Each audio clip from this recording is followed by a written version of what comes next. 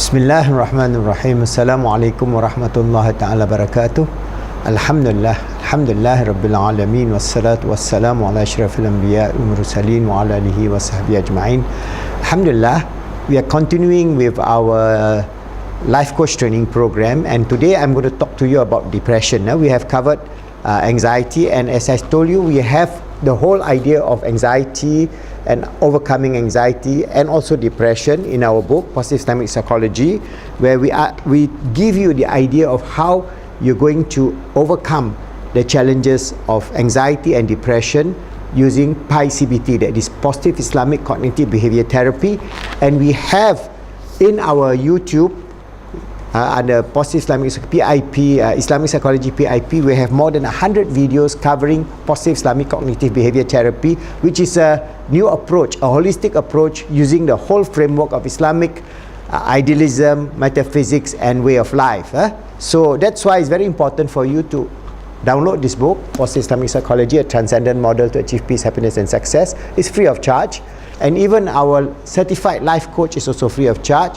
Go to the website and then islamic-psychology.net and then register yourself, and slowly but surely we will train you to first strive to make yourself stable and happy and joyful in life, and then help your family, then your small community, and grow and have a better vision and mission to help shape the ummah towards a positive ummah in the 21st and 22nd century, inshallah.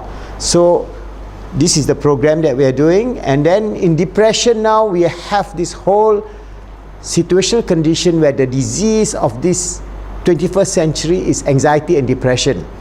For a very, very small thing, they become depressed, and for a very small thing, they commit suicide. And this is happening at a higher and higher pace. For example, when they fail an exam in the high school exam, they just go to the highest building and jump, or they go even to the school building and jump off, or they get into the depressive situation where they harm themselves, they cut themselves.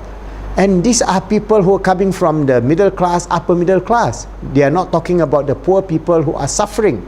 They are not refugees, they are not hungry, they are not homeless, but they are having a depressive state, because the whole idea of living in the 21st century, its stresses and its challenges without the balance of spirituality, is giving a lot of emptiness in their life.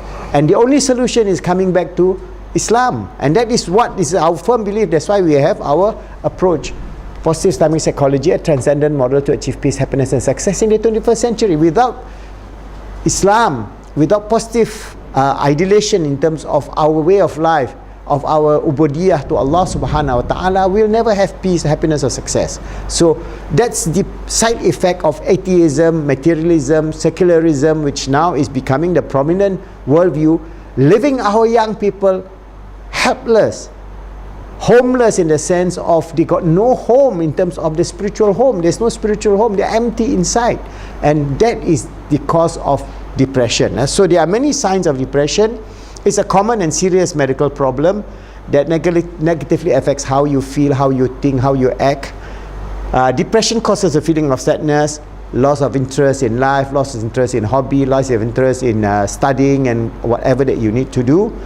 Alright, and it decreases your ability to function in a society, because when you're depressed, how can you serve yourself or your family or your community?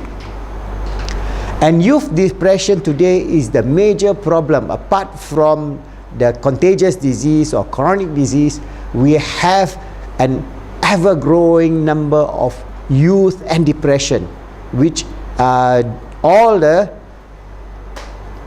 medication, they try all kind of medication, but it is not solving the problem. It is getting worse and worse and worse. No doubt there's some, to a certain extent, they can mitigate the situation with some medication, but unless the root cause of the why they are in that state is being resolved through coming back to a holistic, natural, spiritual based life, it will never solve the problem of depression. That is my feeling, and that's a feeling of a lot of psychiatrists and psychologists who are based on the understanding of the nature of our existence on this earth. Alright, so it affects how your teenagers think, feel, behave, and probably it can cause the emotional and functional and physical problems that we face today. So there are many symptoms of depression, which we'll give you in a short video. But number one is feeling sad or having a depressed mood. All right, it's not just a short being sad for a while, but it is depressed mood in a long term. Loss of interest in pleasurable activities. For example, you are used to take sports, you give up sports, you love to go, for example, for a walk, you stop walking, you love to do things, you stop the things that you want to do. Change in appetite, you don't feel like eating, or you overeat. A lot of them overeat and they put on a lot of weight. Trouble in sleeping, or sleeping too much. They don't feel like waking up to go to school or going to work. Loss of energy or increase in fatigue. Feeling worthless or guilty. They feel guilty because they didn't pass the exam, or they feel guilty because they cannot get into the university, or they feel guilty because they lost their job through VSS and whatever it is. Number 8, difficulty in thinking, concentrating and making decisions. They cannot think clearly. Their mind is foggy and they are becoming very difficult in making any decision. Number 9, angry outbursts, irritability, frustration, and even angry at very small matter with themselves, with their family members, and with society as a whole. Number 10, tiredness and lack of energy, even for small tasks. They just don't have the energy to do it, because when you are in depressive state, you actually lack of energy. You just don't feel like doing anything, and that feeling becomes a very natural thing of not doing anything. Number 11, slow thinking, speaking or body movement. And number 12, thoughts of death, thought of suicide, thought of self-harm, thought of not wanting to live, and so on. So these are the many things that we face, and just to summarize that, I'm giving you a video to just give you an understanding of how we can then look at the symptom of depression and come back. Remember, we have all the material in very great detail in our book, and in more than 100 videos in this. You go to the earlier videos when we talk about PICBT, Positive Islamic Cognitive Behavior Therapy, and these various videos tackle issues of anxiety and depression in very great detail. Inshallah, that will be a formulation for you to overcome your own challenges as well as help others as you become our certified life coach in the future, inshallah.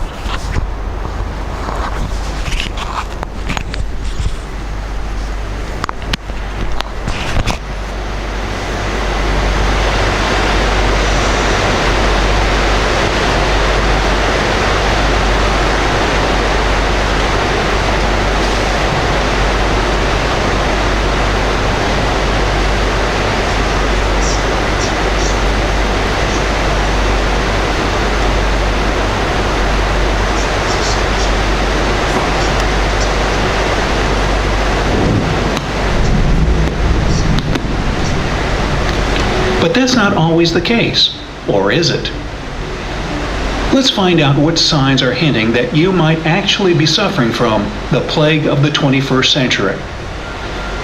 But before we start, don't forget to subscribe to our channel and hit that notification bell so you won't miss any of our new videos. Counting down from number 8, you constantly feel down and tired. Feeling a little down in the dumps from time to time is completely normal. We're only human, and we all have our bad days after all. But when you start feeling hopeless and don't want to get out of bed for days, that's where it gets into dangerous territory. According to experts, if your lack of energy lasts for days on end, even though your routine hasn't changed much, and you feel tired as soon as you wake up, this may be your body's way of telling you that you are, in fact, depressed. Analyze your current situation thoroughly and take it seriously, as constant fatigue is one of the main symptoms of depression. Number 7, your self-esteem has hit rock bottom. With depression and constant fatigue, you might start seeing yourself as useless. You'll constantly dwell on your past failures, and your mind will be flooded with memories of every stupid mistake you've ever made. You'll probably see them as proof that you're completely worthless. An especially serious problem of depression that should never be taken lightly are suicidal thoughts.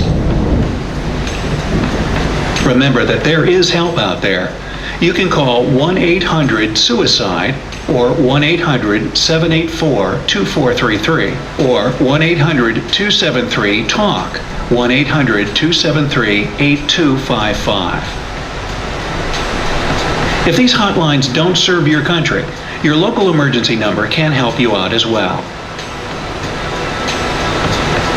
Number 6, you have concentration and memory problems. According to doctors, when you're depressed, your concentration suffers big time too.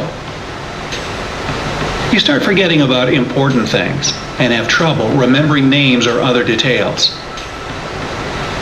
Listening to someone talk or reading a book becomes a challenge since you can't focus on what's going on. Making decisions is incredibly difficult too, since you just can't put your finger on anything or ignore this hopeless feeling inside of you. However, mental fog alone may not signal depression. If out of all of these signs, only this one applies to you, chances are that depression isn't really the issue at hand. Number 5, you have trouble sleeping. Another part of your life that significantly changes when you have depression are your sleeping patterns.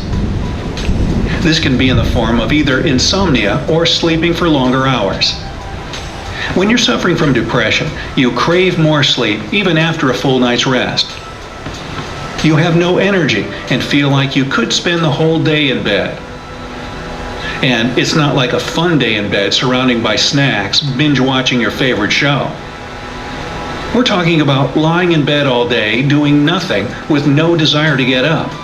If this sounds familiar to you, consider it another red flag that you need to get some help.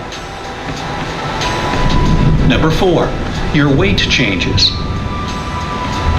With all the emotional roller coasters you go through when you have depression, your appearance is bound to change. And the main thing that depression affects is your weight. It can go either way too. You all of a sudden gain several pounds, or your weight drops drastically. This could be due to constantly feeling starved no matter how much you eat, or you stop feeling hunger at all. Just like with your emotional state, your eating habits become unstable. Specialists say that if there's an unintentional change of more than 5% of your body weight within a month, it could be a sign of depression. Number 3, nothing brings you pleasure. Your favorite food, TV show, or video game that once brought you so much joy is now just sort of meh. Even people that you adore and love hanging out with don't seem to do it for you anymore. You're constantly bored, tired, and have no desire to do your lifelong hobby or meet up with your best friend. Another area you may lose interest in is your sex life. Symptoms of major depression include decreased sex drive and even impotence. The key here is to find out whether there's a serious and steady reason for it. And if there's not, then it's most likely depression that's to blame. Number 2, you experience mood swings. When you're depressed, you constantly feel sad, anxious, or irritated, and you probably can't even explain why. You suddenly become extremely short-tempered with a lack of basic tolerance. Everything and everyone annoys you to no end. This can get especially scary when it turns into reckless behavior or substance abuse as an attempt to get rid of all these emotions. But it's not like you're just ticked off all the time. You go through mood swings. You can go from a fit of rage to a puddle of tears in the blink of an eye.